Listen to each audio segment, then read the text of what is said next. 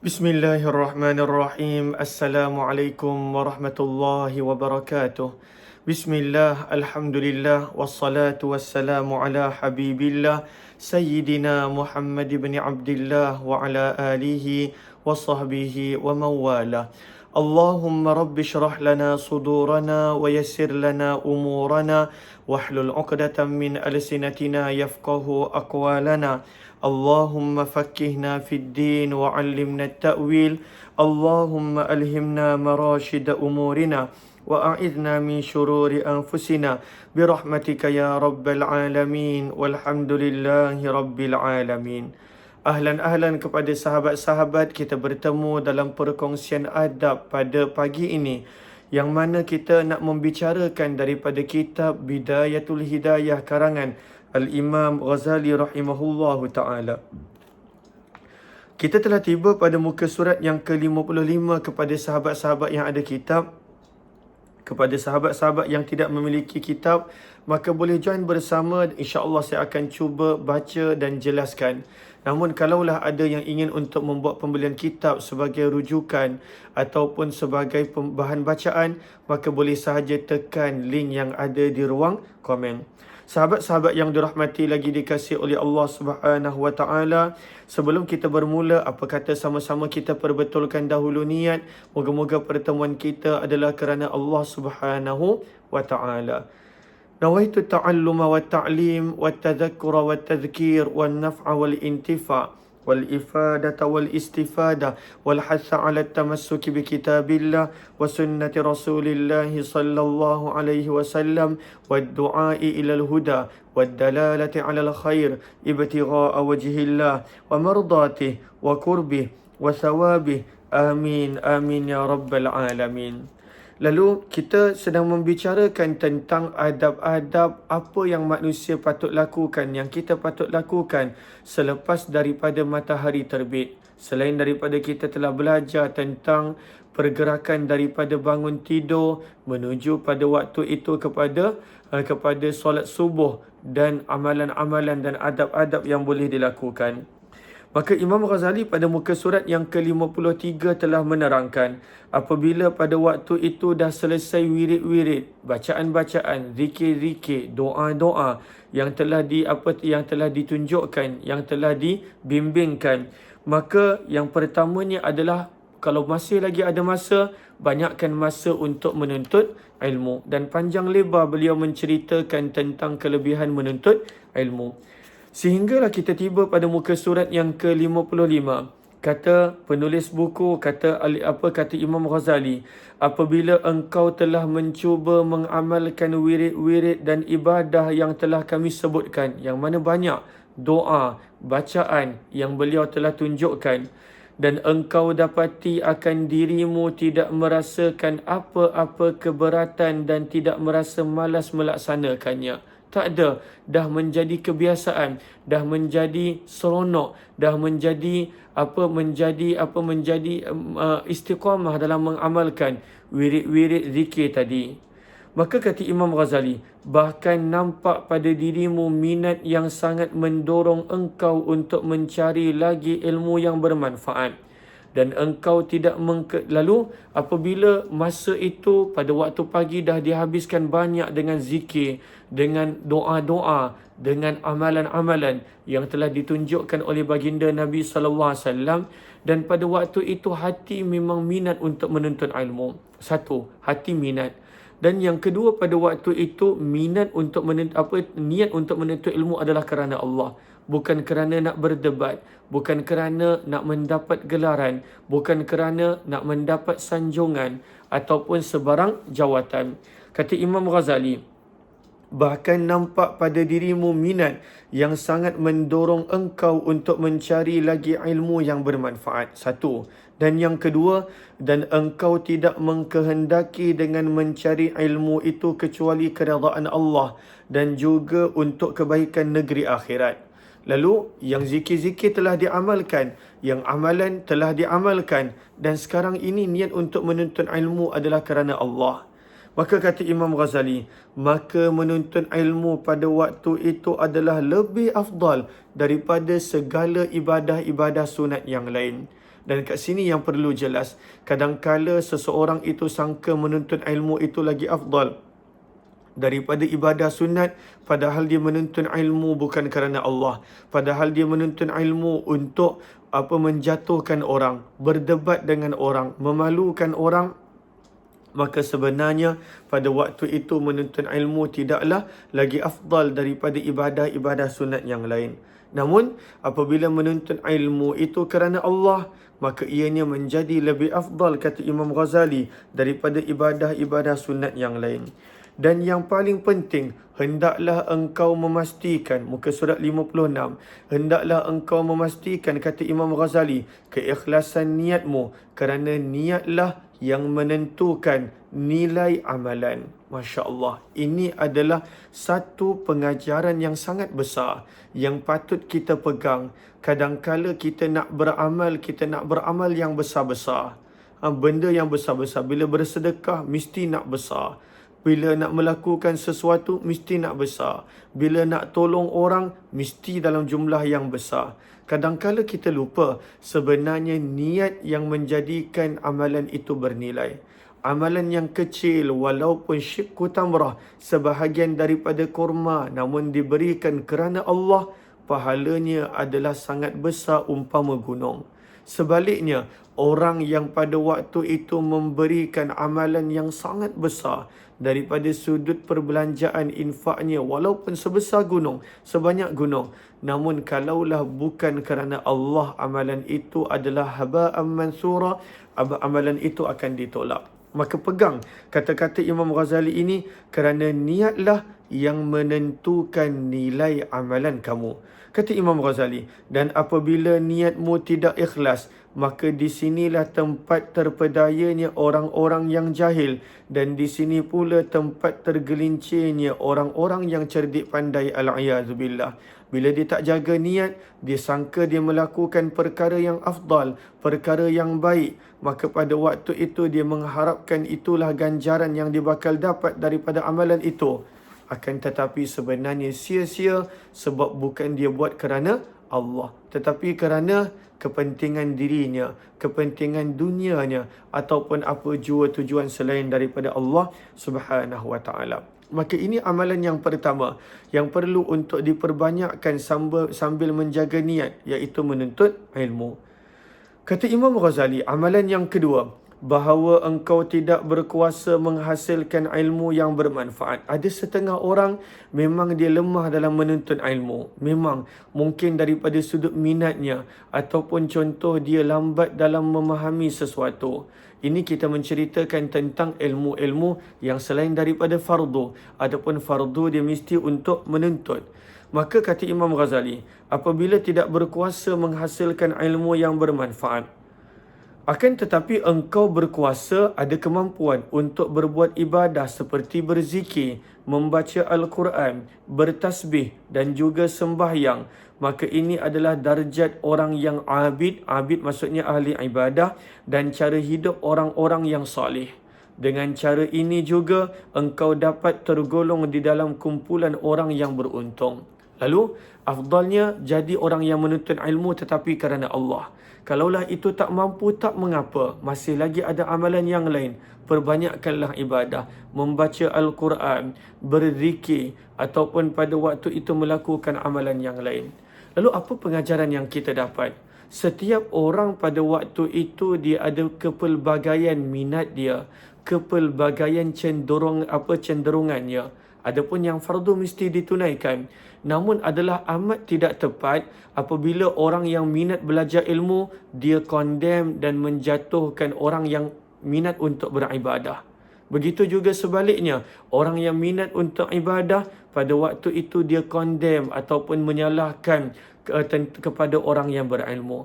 Padahal masing-masing ada kelebihan masing-masing. Masing-masing pada waktu itu nak menuju kepada Allah. Adakah benar nak menuju kepada Allah tetapi melarang, menarik ataupun menghalang manusia daripada melakukan sesuatu amalan yang disukai oleh Allah? Menuntut ilmu disukai oleh Allah. Beribadah kepada Allah disukai oleh Allah Subhanahu wa ta'ala. Kadang-kala tanpa sedar kita menjadi penghalang kepada manusia untuk mendekatkan diri kepada Allah Subhanahu wa ta'ala.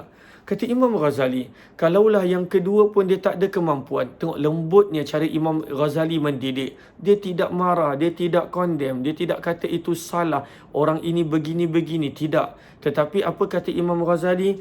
Ketiga, bahawa engkau pada waktu itu berbuat apa-apa pekerjaan yang dapat memberi kebaikan kepada orang Islam dan dapat menggembirakan hati orang-orang beriman, atau engkau menolong orang yang salih di dalam pekerjaan mereka seperti berkhidmat kepada para ulama dan ahli sufi. Masya Allah, dia memang tak ada kemampuan untuk belajar. Mungkin minat dia pun kurang. Mungkin pada waktu itu dia tak ada kemampuan untuk memahami. Ibadah pun dia hanya buat yang fardu. Dia tak mampu nak buat lebih daripada itu. Namun dia ada sifat yang ketiga. Maka tak ada masalah. Silakan habiskan masa pada waktu itu. Apakah sifatnya? Pada waktu itu dia suka untuk mendatangkan kebaikan pada orang Islam. Dia suka menggembirakan orang beriman. Dia suka berkhidmat kepada para ulama. Masya Allah, ini pun bukan benda yang mudah. Kadang-kadang orang yang belajar ilmu, kau ni kenapa tak belajar ilmu? Kau ni asyik khidmat dia. Kenapa? Belajar ilmu tu lagi penting. Ya, tak semua orang Allah lahirkan sama. Manusia itu sepatutnya saling bergembira kerana Allah melengkapkan manusia itu dengan bantuan satu sama lain. Kalaulah manusia itu semuanya nak belajar, tak ada yang nak khidmat pada guru, maka pada waktu itu tidak akan tertunai akan keperluan guru-guru daripada orang yang nak membantu dia. Kalaulah semua manusia nak belajar, tak ada yang nak turun ke padang pada waktu itu menyelesaikan masalah anak yatim, orang yang susah, orang yang kematian suami, ataupun para janda yang pada waktu itu tidak ada yang boleh menguruskan urusan dia, pembelian barang dan sebagainya, maka bagaimana? Lalu sebab itu Allah jadikan agama itu sempurna, ada pelbagai cara untuk sampai kepada Allah Subhanahu wa ta'ala daripada cara yang telah ditunjukkan oleh baginda Rasulullah dan para sahabat ridwanullahi alaihim ajma'in serta para ulama yang muktabar. Yang salahnya adalah kita mengatakan kita yang betul dan kita mengatakan yang lain salah, itu adalah salah.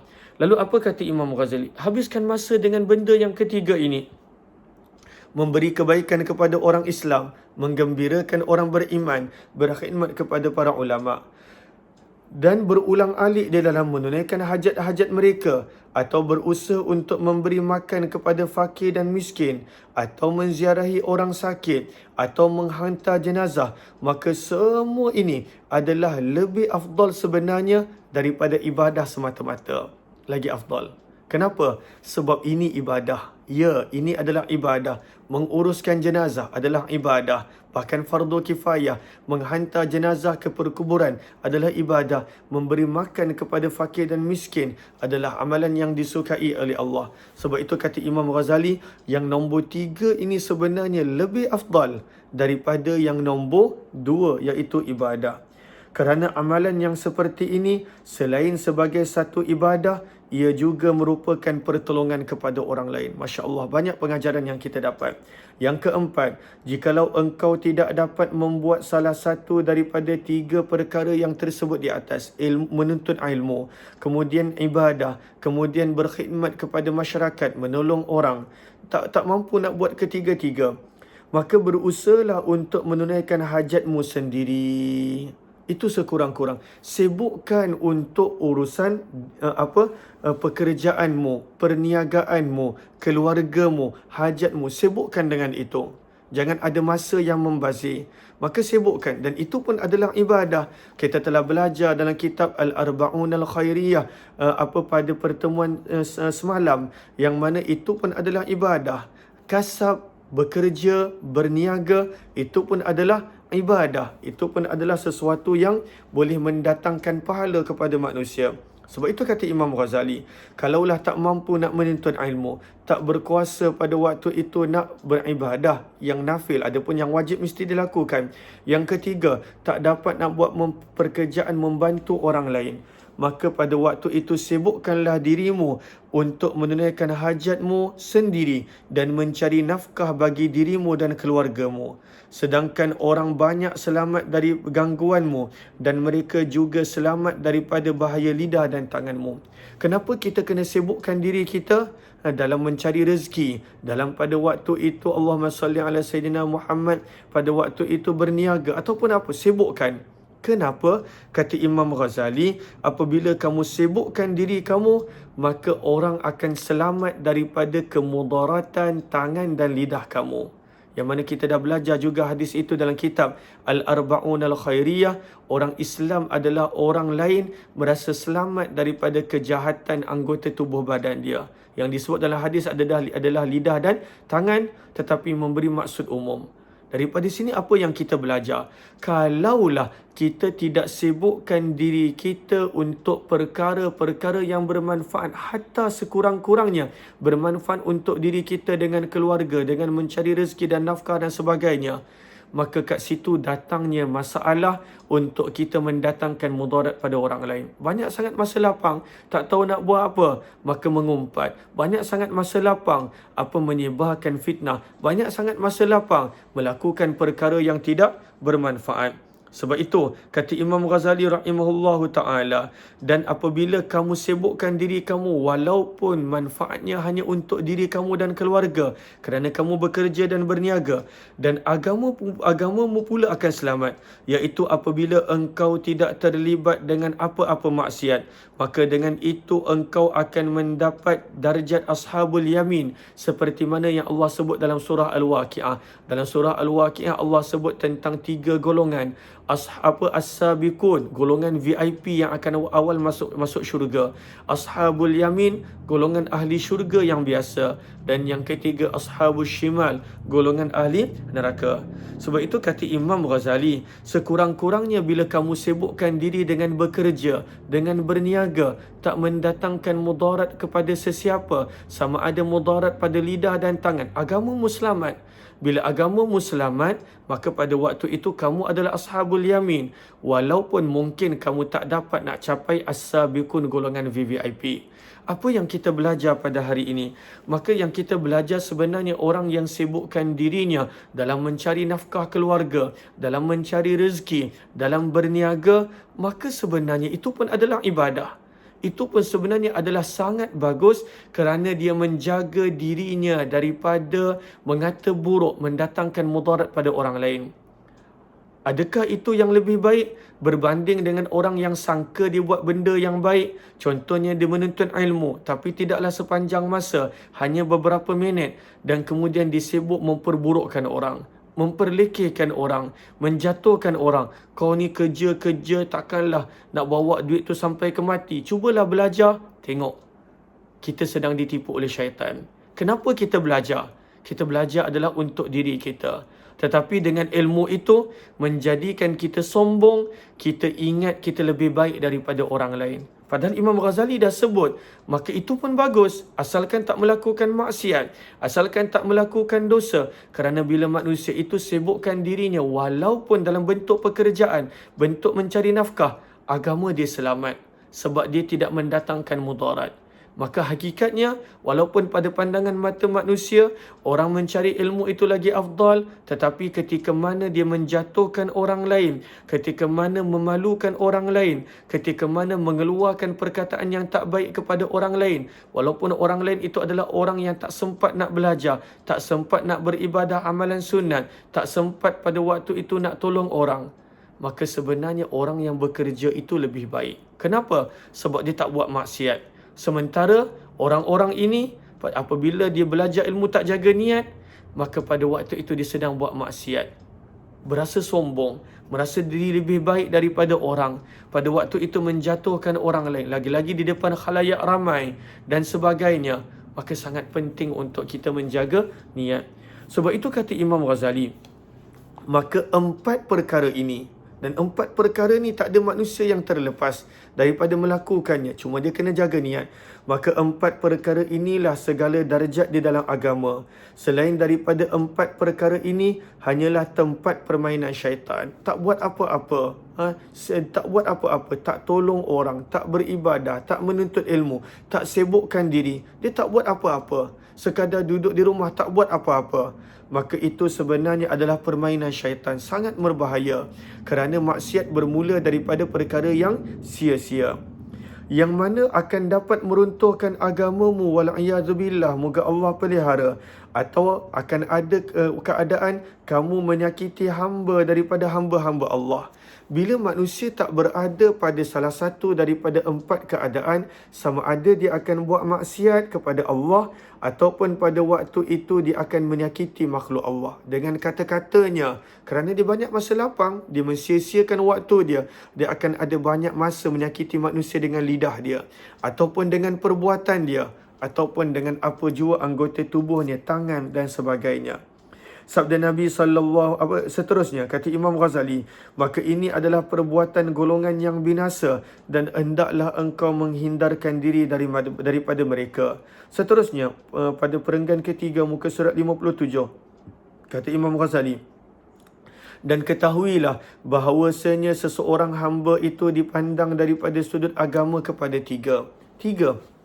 Orang yang mana daripada sudut agama? Yang pertama, orang yang salim. Siapakah orang yang salim? Orang yang selamat. Siapakah orang yang selamat? Orang yang selamat adalah orang yang hanya menunaikan fardu dan tinggalkan maksiat. Ini selamat. Dia buat yang fardu, maksiat dia tak buat. Lalu, jangan pada waktu itu kita merendah-rendahkan orang yang buat fardu. Solatnya, puasanya, zakatnya, hajinya. Tetapi dia sibuk dengan bekerja berniaga, dia tak buat maksiat. Pada waktu itu dia tak ganggu orang, tak mendatangkan mudarat pada orang. Dia menjaga daripada sudut perniagaan dia, semua dia jaga. Maka itu adalah orang yang salim. Kenapa? Sebab dia akan selamat. Kerana dia buat yang fardu, selesai tanggungjawab dia.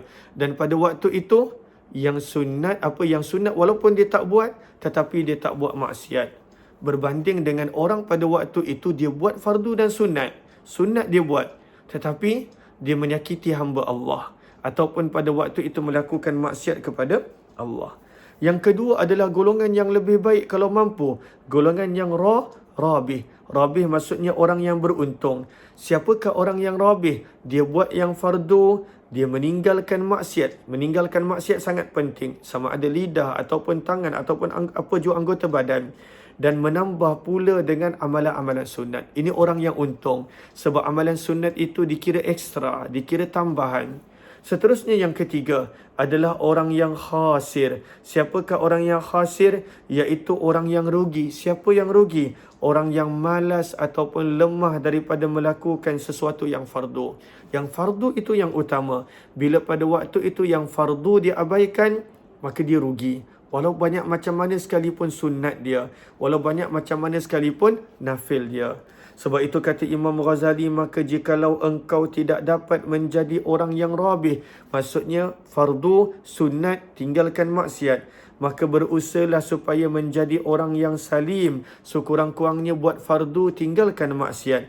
Dan janganlah sesekali engkau menjadi orang yang khasir, rugi, iaitu orang yang mengabaikan dan malas melakukan yang fardu. Kata Imam Ghazali, dan seorang hamba itu dipandang dari sudut pergaulan dengan orang lain terbahagi kepada 3 darjat pula.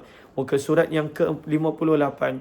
Daripada sudut pergaulan hablum minan nas dengan manusia, ada yang laksana malaikat yang mulia. Apakah ciri-ciri malaikat? Kata Imam Ghazali, orang yang suka berbuat baik kepada orang lain, iaitu seseorang yang berusaha menunaikan hajat orang lain dengan cara yang penuh kasih sayang, penuh lemah lembut, dan sentiasa melakukan perkara yang dapat menggembirakan hati manusia. Ini darjat malaikat. Dihidup bukan untuk dirinya, dihidup untuk tolong orang lain, untuk bantu orang lain, untuk gembirakan orang lain. Maka ini adalah darjat para malaikat. Golongan yang kedua adalah laksana binatang dan juga jamadat, benda keras, batu. Lalu apakah fungsi binatang, kebiasaannya dan batu? Iaitu binatang yang mana pada waktu itu kita tak harap apa-apa kebaikan daripadanya, dan pada waktu itu Allah yang tidak memberi kebaikan pada orang lain dan tidak pula menghilangkan mudarat pada orang lain. Itu adalah umpama binatang, masih lagi elok. Yang mana pada waktu itu dia tak mendatangkan mudarat pada orang, dan dalam masa yang sama dia tak mendatangkan kebaikan pada orang. Dia sibuk dengan urusan dia, antara dia dengan Allah. Antara manusia dia tak ada masalah. Dia tak mendatangkan ekstra kebaikan, namun tak mendatangkan mudarat. Macam batu. Batu ada sahaja di situ. Benda keras batu. Dia tak akan mengganggu kita, kecuali kita yang langgar dia, ataupun kita yang baling dia kepada orang lain. Yang ketiga ini yang bahaya. Umpama ular dan juga kalajengking dan juga binatang buas. Apakah ciri-ciri binatang ini? Yang mana manusia takkan boleh harap kebaikan daripadanya. Dia takkan buat baik. Tapi dalam masa yang sama, benda-benda ini manusia jauhkan diri daripadanya. Kenapa? Sebab mereka ni jahat. Sebab itu kata Imam Ghazali, oleh kerana itu, wahai manusia, apabila dalam pergaulan dengan manusia, apabila engkau tidak mampu mencapai ketinggian darjat para malaikat, maka janganlah engkau menjadi lebih rendah daripada darjat binatang biasa dan juga batu, benda keras. Kerana itu sudah cukup baik. Tak mendatangkan mudarat pada orang, walaupun tak memberikan manfaat pada orang. Sebab itu saya sangat kagum, suka kepada orang yang mana walaupun dia tak mendatangkan manfaat pada orang, tapi dia buat kerja dia, dia buat hal dia. Dia tak ada masa nak cerita buruk pasal orang. Dia tak ada masa nak bersangka buruk dengan orang. Dia tak ada masa pada waktu itu nak menyakiti orang. Itu lebih baik. Dia buat kerja dia, urusan dia, sekurang-kurangnya jadilah seperti batu, kata Imam Ghazali rahimahullahu ta'ala. Janganlah engkau jadi lebih rendah daripada benda-benda yang keras, iaitu batu, jamadat, iaitu engkau turun kepada darjat kalajengking, ular dan binatang buas yang suka menyakiti orang lain. Jadi, kata Imam Ghazali, jikalau engkau reda bagi dirimu untuk berada di bawah daripada darjat a'la illiyin, maksudnya paling tinggi adalah darjat malaikat, buat baik pada orang, tapi engkau pada waktu itu reda untuk jadi pada tahap nombor 2, maka janganlah engkau teruk sangat nak pergi pada darjat nombor 3, asfalus safilin. Sebab itu kata Imam Ghazali, bila engkau reda, maksudnya engkau tahu engkau tak mampu pada darjat yang paling tinggi, buat baik pada orang, gembirakan orang, sampaikan kegembiraan pada orang, maka pada waktu itu janganlah engkau reda bagi dirimu dengan darjat asfalus safilin, darjat yang paling rendah umpama ular dan kalajengking serta binatang buas tadi. Dan jikalau engkau tidak mampu membuat perkara yang dapat menguntungkan, maka janganlah buat perkara yang merugikan. Tak banyak amalan tak apa. Tak banyak amalan bukan sebab masuk neraka. Tapi jangan buat benda yang merugikan, dosa maksiat jangan buat, kerana itu yang menjadi sebab masuk neraka bila tidak bertaubat.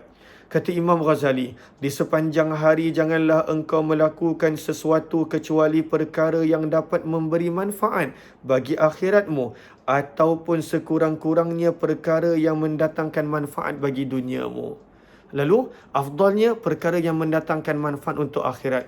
Kalaulah tak ada, tak mampu nak buat begitu banyak, maka sekurang-kurangnya untuk duniamu. Daripada kesihatan, daripada pekerjaan, apapun. Tetapi, jangan pada waktu itu mendatangkan mudarat pada manusia dan maksiat kepada Allah yang Esa. Seterusnya kata Imam Ghazali.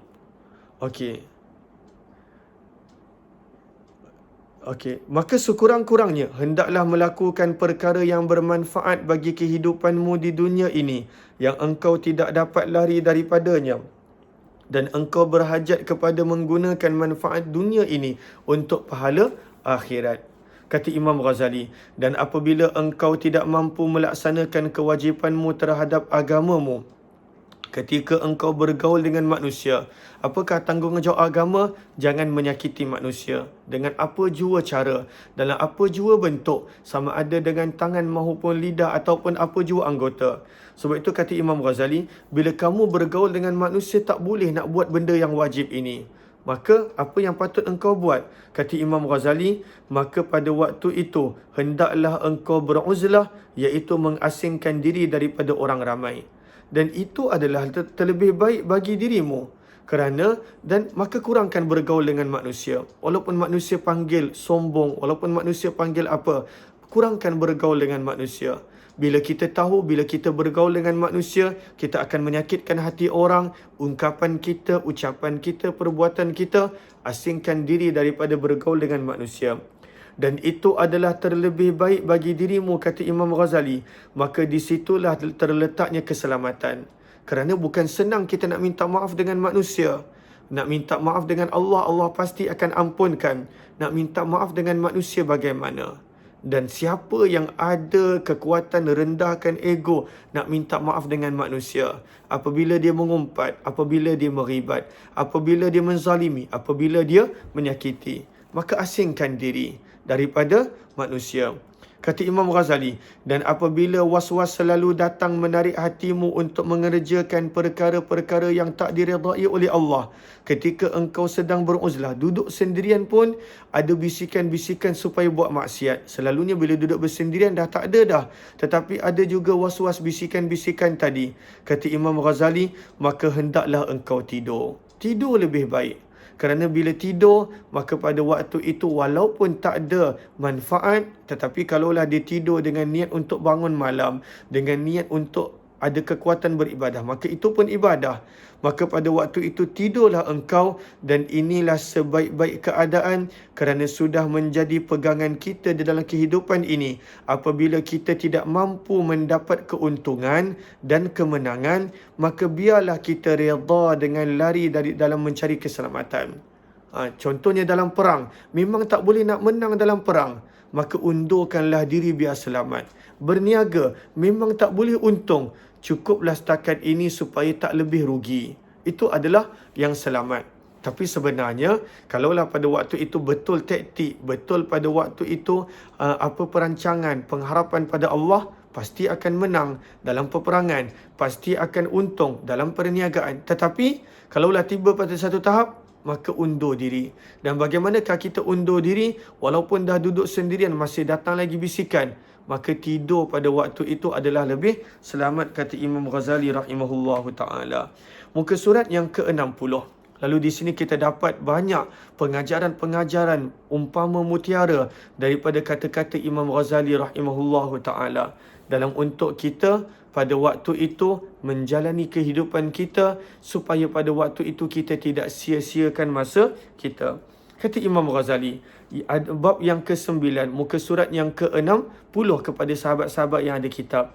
Dan kalaulah ada yang ingin untuk membuat pembelian kitab sebagai rujukan, sebagai bahan bacaan, sebagai perkongsian kepada keluarga ataupun di tempat kerja, supaya membuka minda, supaya kita nampak ini, maka pada waktu itu boleh saja tekan link yang ada di ruang komen. Kata Imam Ghazali, sebaiknya adab-adab mempersiapkan diri untuk solat zuhur. Kata Imam Ghazali, sebaiknya hendaklah, lalu waktu pagi kita dah sibuk dengan 4 benda selepas kita dah habiskan bacaan kita, wirid kita, zikir kita, doa pagi kita, sibukkanlah dengan 4 benda tadi, menuntut ilmu, ibadah, ataupun pada waktu itu nombor 3, menolong orang, berkhidmat pada orang, dan yang keempat, sibukkan diri, elakkan daripada perkara sia-sia dengan bekerja, berniaga dan sebagainya. Kata Imam Ghazali, sebaiknya hendaklah engkau bersiap-siap untuk sembahyang zuhur sebelum gelincir matahari. Maka hendaklah sebelum gelincir matahari. Gelincir maksudnya apa? Ketika mana matahari terbit, daripada bawah terbit, maka bila dia betul-betul tegak atas kepala, dipanggil istiwa. Ini waktu yang haram solat. Pada waktu itu tidak ada bayang-bayang, istiwa. Ketika mana istiwa, ketika mana zawal sahaja, tergelincir sahaja daripada tepat tengah-tengah matahari atas kepala, tergelincir sahaja sedikit, itulah maksudnya waktu zuhur. Lalu tergelincir, maksudnya waktu zuhur. Terbenam, itu maksudnya waktu maghrib. Lalu tergelincir bukanlah masuk malam, tidak. Tergelincir daripada tengah-tengah. Pada waktu itu bila dia berada tegak, dia tergelincir, masuknya waktu zuhur. Lalu apa maksud kata Imam Ghazali? Bersiap-siap sebelum gelincir matahari. Maksudnya bersiap-siaplah untuk zuhur sebelum masuknya waktu zuhur. maka hendaklah engkau tidur qailulah. Bukan qailullah. Banyak orang kata tidur qailullah. Qailulah. Qaf, ya, lam, waw. Lam dengan ta marbutah. Apakah tidur qailulah? Maka penterjemah Syekh Fahmi Zamzam menulis, tidur atau istirahat sebentar sebelum zuhur. Lalu qailulah itu selalunya sebelum zuhur. Tidur sekejap, rehat sekejap. Tapi untuk siapa? Kejap lagi Imam Ghazali akan terangkan. Kata Imam Ghazali, untuk siapa rehat qailulah ini? Jikalau ada bagimu kebiasaan untuk solat tahajud ataupun berjaga malam untuk berbuat kebaikan. Kerana tidur sebentar sebelum gelincir, maksudnya sebelum masuknya waktu zuhur, adalah sangat membantu engkau untuk berjaga di waktu malam. Sama halnya dengan makan sahur yang dapat membantu orang yang berpuasa di waktu siang. Maka ianya adalah ibadah. Kerana apa jua perantaraan untuk ibadah adalah ibadah. Maka bangun malam adalah ibadah. Kekuatan untuk bangun malam dengan tidur qailulah, maka itu menjadi ibadah. Puasa adalah ibadah. Ketika mana dengan bersahur boleh menguatkan ketika mana berpuasa, maka sahur adalah ibadah, bahkan adalah sunnah baginda Rasulullah. Sebab itu kata Imam Ghazali, tetapi qailulah tanpa ibadah di waktu malam sama halnya dengan makan sahur tanpa puasa. Tak payah nak qailulah. Kalaulah memang tak bangun malam, maka pada waktu itu tak perlu untuk qailulah. Sama seperti orang yang tak sepuasa, kenapa nak bersahur?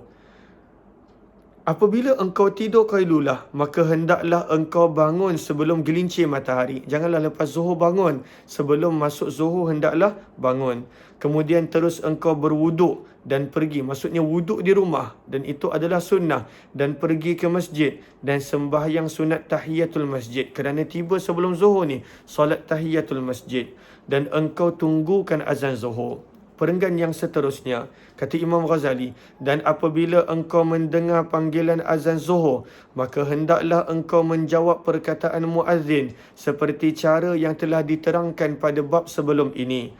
Kemudian hendaklah engkau sembahyang qabliyah zuhur. Berapa rakaat qabliyah zuhur?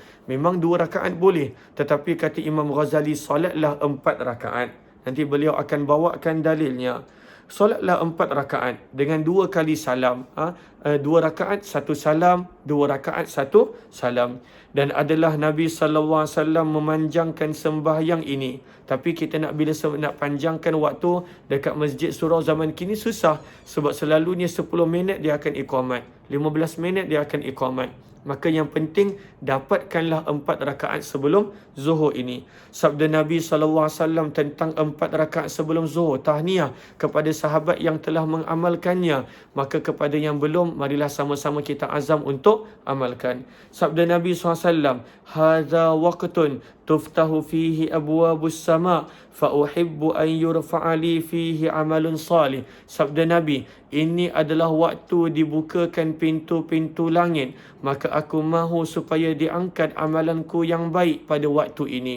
Lalu solat 4 rakaat sebelum zuhur. Kata Imam Ghazali, dan 4 rakaat sebelum zuhur ini hukumnya sunat muakkadah. Muakkadah yang ditekankan. Muka surat 61. Dan disebutkan akan kelebihannya dalam sebuah hadis yang lain yang bermaksud, barang siapa yang mengerjakan dalam keadaan dia membaguskan, dia buat sebaik mungkin, akan rukuk dan sujudnya, maka akan bersembahyang bersama dengannya 70,000 malaikat, dan mereka akan meminta ampun baginya sampai datangnya waktu petang ataupun waktu maghrib, waktu malam. Kata Imam Ghazali, setelah itu kerjakanlah solat zuhur berjemaah, dan engkau kerjakan pula selepas zuhur itu sembahyang ba'diyah zuhur 2 rakaat. 4 rakaat sebelum zuhur, 2 rakaat selepas zuhur.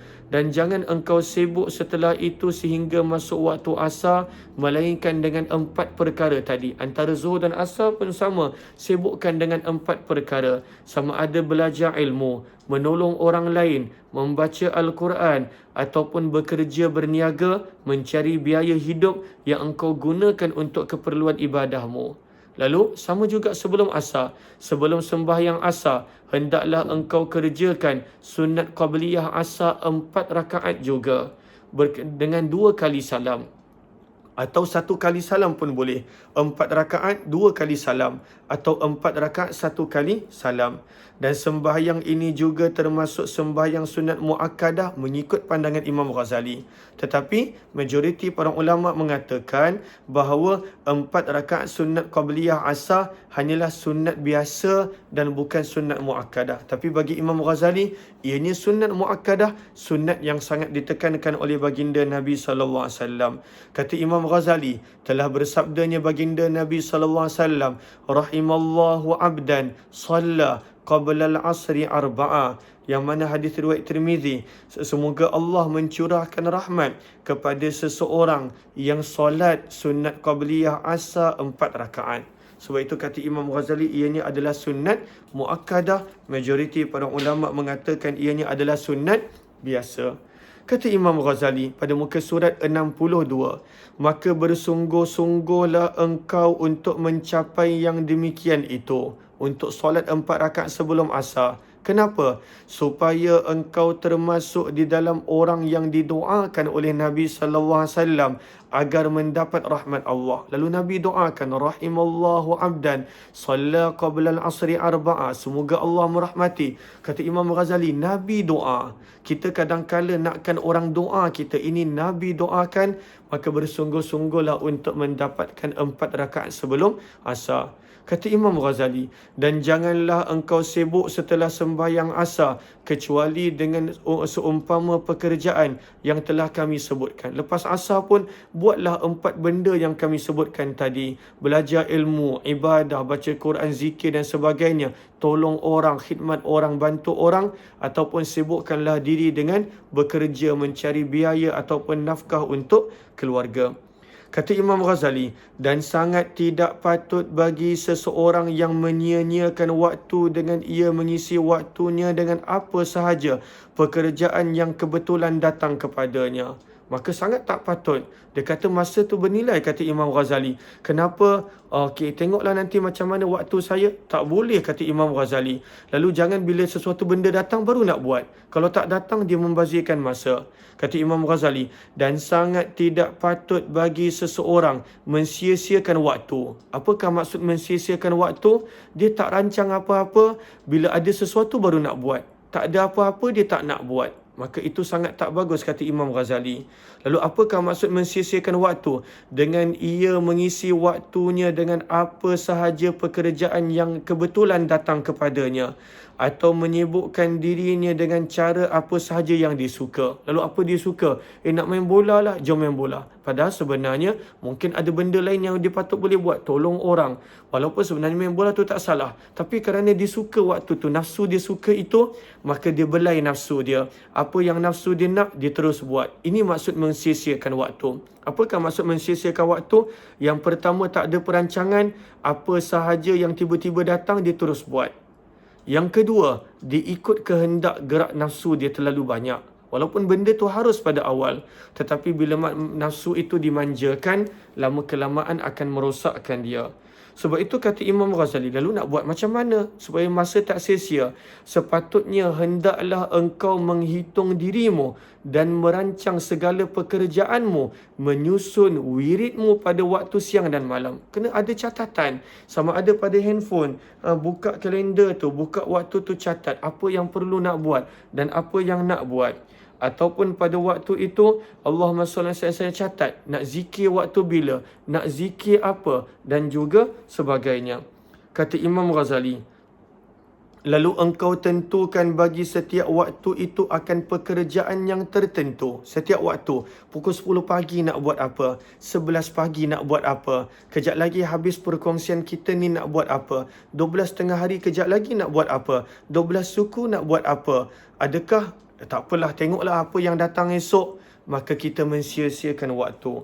Kata Imam Ghazali, maka pada waktu itu tentukan, maksudnya catat, tulis jadual bagi setiap waktu itu akan satu pekerjaan yang tertentu. Mesti ada pekerjaan. Tak boleh nak kata, okey, pukul 10 saya ibadah. Nak ibadah apa? Zikir ke? Tolong orang ke? Baca Quran? Tak apa, nanti bila tiba waktu ni kita tengok. Yang penting pukul 10 saya ibadah. Maka bila datang pukul 10 tu, ibadah entah ke mana, perkara lain entah ke mana. Kata Imam Ghazali rahimahullahu ta'ala, okey, dan janganlah engkau mendahulukan sebarang pekerjaan yang lain daripada pekerjaan yang telah engkau tentukan. Ini bagusnya bila ada jadual. Bila kita tentukan, contohnya pukul 10, saya nak belajar Bidayatul Hidayah. Contoh, nak belajar mana-mana pun tak mengapa. Tapi sebab jadual saya, pukul 10 Bidayatul Hidayah. Maka bila tiba pukul 10, utamakan itu. Bila datangnya perkara yang lain, jangan perkara yang datang tu kita lebihkan daripada apa yang kita telah rancang. Apabila engkau merancanakan pekerjaanmu dan menyusun waktumu, pasti engkau akan melihat keberkatan daripada setiap waktu yang sangat berharga. Maka pada waktu itu, sebab itu kadang-kala ada orang kata, jomlah nak datang rumah. Tak boleh. Tak boleh datang rumah walaupun tetamu tu bawa berkat. Kenapa nak datang rumah sekarang? Tak ada. Tiba-tiba pula tu, saya ada kelas. Saya tak terima tetamu sekarang. Saya ada perkongsian. Saya tak terima. Ada orang tiba-tiba, Ustaz boleh tak nak jumpa, nak tanya sedikit? Tak boleh. Lalu, dia mungkin rasa kecil hati. Tapi tak boleh. Kenapa? Sebab saya memang dah ada jadual saya. Benda-benda yang tiba-tiba mendatang, jangan diutamakan berbanding dengan perkara yang telah direncanakan. Kata Imam Ghazali, tetapi jikalau engkau biarkan dirimu dengan tidak teratur atau kosong daripada pekerjaan yang berfaedah seperti halnya binatang dan engkau tidak tahu apakah yang mesti engkau buat pada setiap waktu. Contohnya dia tak tahu, datangnya esok, biar macam tu. Datangnya lusa, biar macam tu. Maka berapa tahun yang disia-sia. Umpama binatang okey pagi lapar, cari makan. Okey dah kenyang, tidur. Okey nak bersama dengan pasangan, buat. Tak ada sebarang perancangan. Tak ada sebarang perancangan. Padahal benda yang paling berharga kata Imam Ghazali apa? Kata Imam Ghazali, seperti halnya binatang dan engkau tidak tahu apakah yang mesti engkau buat pada setiap waktu. Nescaya engkau akan menyesal dan waktumu akan berlalu sia-sia. Sedangkan waktu itu adalah umur. Waktu itu usia kita. Jangan main-main. Ianya adalah usia kita. Usia kita pula apa? Kata Imam Ghazali, dan umurmu itu adalah modal perniagaan. Ianya adalah modal. Setiap orang dapat modal dia. Lalu setiap orang dia sepatut guna sebaik mungkin modal dia. Dia tak boleh nak kata dekat akhirat macam kita baca nanti penyesalan dalam surah Al-A'raf yang kita dah baca semalam. Wa balaghna ajalana alladhi ajjaltalana. Tanpa kami sedar, masa kami dah habis. Kenapa masa dah habis? Sebab dia tak gunakan masa itu sebaik mungkin. Bila adanya jadual, bila adanya aturan, bila adanya pada waktu itu ketetapan nak buat apa, dia tak akan ke kiri ke kanan terpesong mensia-siakan waktu dan sebagainya. Sebab itu kata Imam Ghazali, nescaya engkau akan menyesal. Kalau tak dunia, pasti menyesal dekat akhirat. Nescaya engkau akan menyesal dan waktumu akan berlalu sia-sia. Sedangkan waktumu itu adalah umur dan umurmu adalah modal. Dan dengan modal inilah engkau mencari keuntungan pahala. Keuntungan maksudnya pahala. Pahala itu keuntungan. Keredaan Allah itu keuntungan. Maka jangan sia-siakan akan modal yang Allah dah bagi. Dan adakah manusia hargai? Sebab itu Al-Quran sebut dalam surah Wal Asr demi masa. Sesungguhnya manusia itu berada di dalam kerugian. Itu memang pilihan manusia. Banyak manusia kata, saya tak cukup masa lah, kelas begitu banyak, tak cukup masa. Ada kelas. Kadang-kadang ada orang mesej marah. Kenapa kelas banyak sangat? Allahu Akbar. Buat perkongsian banyak pun ada yang tak bersetuju. Lalu kalau nak ikut, kalau tak nak ikut silakan. Lalu bayangkan saya dalam keadaan kesibukan saya dengan pelbagai perkara. Saya mampu susun jadual saya walaupun kadang-kala terlepas pandang daripada sudut badan tak sihat, kesesakan jalan raya ataupun sesuatu. Tetapi sebenarnya bila susun datangnya disiplin. Adakah senang contohnya pada waktu itu nak buat program-program, nak merancang, nak buat? Sebenarnya tak senang. Ini adalah suka. Tetapi Imam Ghazali kata itu adalah modal. Dan modal ini keuntungan dia pada bulan Ramadan digandakan. Allah gandakan. Lalu takkan kita nak sia-siakan modal kita lagi. Sebab itu kata Imam Ghazali rahimahullahu ta'ala, hanya dan dengan modal inilah, dengan umur inilah engkau mencari keuntungan. Sahabat boleh tulis pahala. Hanya dengan umurmu sahaja engkau dapat mencapai kebahagiaan yang sebenar di negeri yang kekal abadi. Dengan usia itu boleh mendapat keredaan Allah. Bagaimana kita gunakan usia itu sebaik mungkin. Lalu ada tak orang yang bila nak berniaga dia nak balik modal? Okey, tak apalah, walaupun tak buat pahala, aku tak buat dosa. Dia tak balik modal. Tak, semua orang bila nak berniaga, maka pada waktu itu dia nak untung. Untungnya dengan pahala. Modalnya adalah pada usia. Kata Imam Ghazali, hanya dengan umurmu sahaja engkau dapat mencapai kebahagiaan yang sebenar di negeri yang kekal abadi di sisi Allah. Maka setiap nafas dari nafasmu adalah laksana batu permata. Bahkan lagi mahal daripada batu permata yang tak ternilai harganya. Kerana nafas itu, setiap split second itu, kata Imam Ghazali, tidak dapat diganti walau dengan apa sekalipun. Dan apabila ia telah terlepas dah tadi, contohnya pukul 10, saya baru join, tak ada masalah. Ini sekadar contoh, saya terlambat, dah terlepas daripada pukul 10. Maka yang terlepas itu, adakah kita boleh tarik balik? Kita dapat balik? Dan kata Imam Ghazali, dan benda yang telah terlepas tidak akan kembali buat selama-lamanya. Maka kata Imam Ghazali, muka surat 63, maka janganlah engkau menjadi seperti orang yang bodoh, yang tertipu di dalam kehidupanmu, di mana setiap hari, bukan satu hari, setiap hari bersuka-suka dengan bertambah banyak harta benda, sedangkan umur mereka semakin berkurang. Ya, tak ada masalah, tapi gunakan harta itu mencari redha Allah. Gunakan harta itu untuk menguruskan keluarga. Gunakan. Jangan sekadar bangga, banyaknya harta, tetapi dia lupa usianya semakin berkurangan. Kata Imam Ghazali, apalah faedahnya harta yang bertambah apabila umur jadi berkurang? Oleh itu, janganlah engkau bergembira kecuali dengan tambahan ilmu atau tambahan amalan baik, kerana keduanya adalah sahabatmu yang menjadi teman yang setia dalam kubur. Bahkan ketika mana keluarga, harta dan anak-anak serta kawan semua meninggalkan kamu, hanya ada dua yang bersama, ilmu yang bermanfaat dan amalan soleh. Kata Imam Ghazali, inilah sampai waktu asar dah tanpa kita sedar. Apabila cahaya matahari menjadi kuning, iaitu sudah hampir waktu maghrib, maka bersegeralah engkau pergi ke masjid sebelum tenggelam matahari. Pergi ke masjid sebelum maghrib. Penuhkan waktumu dengan bermacam-macam tasbih dan istighfar. Moga Allah kurniakan saya, setiap daripada kita, kekuatan ini.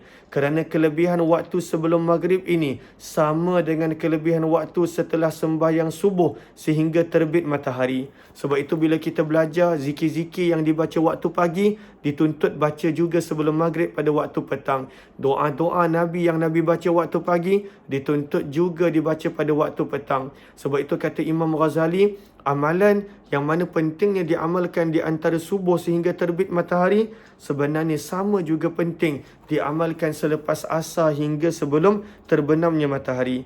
Allah berfirman, ini sebagai contoh, wasabbih bihamdi rabbika qabla tulu'i syams wa qabla ghurubiha, dan bertasbihlah, memuji Tuhanmu sebelum terbit matahari. Maksudnya daripada subuh sampai matahari terbit. Dan apa firman Allah? Dan sebelum terbenamnya matahari. Nak tunjukkan dua waktu ini sangat penting untuk ingat Allah ketika mana subuh sampai terbit matahari, asar sehingga terbenamnya matahari. Dan baca olehmu sebelum tenggelamnya matahari akan surah wasyamsi waduhaha 1. Yang kedua walail idza yaghsha 2. Yang ketiga al-falaq, dan yang keempat an-nas. Dan biarlah matahari tenggelam sedangkan engkau sibuk dalam zikir dan juga dalam istighfar. Kata Imam Ghazali rahimahullah, dan apabila engkau mendengar azan maghrib, dengar azan maghrib berkumandang, sama juga, maka jawablah azan seperti mana jawapan yang telah disebutkan sebelum ini. Dan setelah habis menjawab azan, hendaklah engkau membaca doa yang berikut. Allahumma inni as'aluka inda iqbali lailik, wa idbari naharik, wa huduri salatik, wa aswati du'atik, أن تؤتي سيدنا محمدا الوسيلة والفضيلة والشرف والدرجة الرفيعة وابعثه المقام المحمود الذي وعدته إنك لا تخلف الميعاد. Yang mana doa ni kita dah baca sebelum daripada ini dan dibaca sekali lagi di sini. Lalu apa terjemahannya? Sahabat-sahabat boleh rujuk di dalam kitab sahabat-sahabat. Kata Imam Ghazali, setelah itu kerjakanlah sembahyang fardu maghrib, dan setelah sembahyang fardu maghrib kerjakanlah 2 rakaat ba'diyah maghrib. Sebelum engkau berkata-kata 2 rakaat maghrib ini, jangan bercakap dengan sesiapa. Dan jikalau engkau tambahkan setelah 2 rakaat itu 4 lagi rakaat lain, maka itu adalah perbuatan yang dikenali sebagai sunat awabin. 6 rakaat. Paling kurang 2 rakaat. Jangan bercakap dengan sesiapa. Ada masa, ada kemampuan untuk istiqamah, untuk buat, tambah lagi 4 rakaat. Jadilah ianya sunat awabin, kata Imam Ghazali. Dan jikalau engkau berkuasa, maksudnya mampu, tak ada apa-apa urusan, beriktikaflah di dalam masjid antara maghrib dan isyak. Jangan keluar, duduk dalam masjid. Maka itu terlebih baik, dan hendaklah engkau penuhkan waktu iktikaf dalam masjid itu, sama ada dengan sembahyang ataupun dengan doa. Maka itu terlebih afdal dan sangat banyak kelebihan dia. Dan waktu antara maghrib dan isyak inilah yang dikatakan dalam Al-Quran, dalam surah Muzammil, sebagai nasyiatul lail, permulaan malam. Firman Allah dalam surah Muzammil, pada permulaan surah Muzammil, inna nasyiatal lail, permulaan malam, maghrib hingga ke isyak. Kerana pada waktu itu permulaan kembangnya malam. Dan nasyiatul lail yang disebutkan kelebihannya dalam Al-Quran itu ialah mengisi waktu permulaan malam dengan sembahyang. Jom kita lihat nota kaki yang keempat, firman Allah pada surah Muzammil ayat yang ke-6, inna nasyiatal lail hiya ashaddu wata'a wa aqwamu qila. Firman Allah, sesungguhnya ibadah yang dikerjakan pada awal malam. Apakah awal malam? Bukannya selepas isyak, antara maghrib dan isyak. Lebih kuat kesannya dan lebih mantap akan bacaannya. Dan mengikut pendapat sebahagian ulama yang lain, nasyiatul lail bermaksud bangun beribadah di waktu keheningan malam, iaitu qiyamul lail. Dan telah ditanya Nabi SAW, yang ini kita sambung kemudian insya-Allah. Moga-moga bermanfaat beberapa muka surat yang kita baca ini. Moga-moga adanya kebaikan. Amin ya Rabbal Alamin. Mohon doakan kesihatan saya dan keluarga. Mohon doakan perlindungan Allah untuk saya dan keluarga. Saya doakan juga untuk sahabat-sahabat. Kepada sahabat-sahabat yang kali pertama join, jemput join Telegram channel Kuliah Umar Aziz. Moga-moga ada banyak lagi perkongsian yang kita boleh kongsikan di sana. Terima kasih kepada semua. Wabillahi taufiq wal hidayah. Assalamualaikum warahmatullahi wabarakatuh. Jazakumullahu khairan.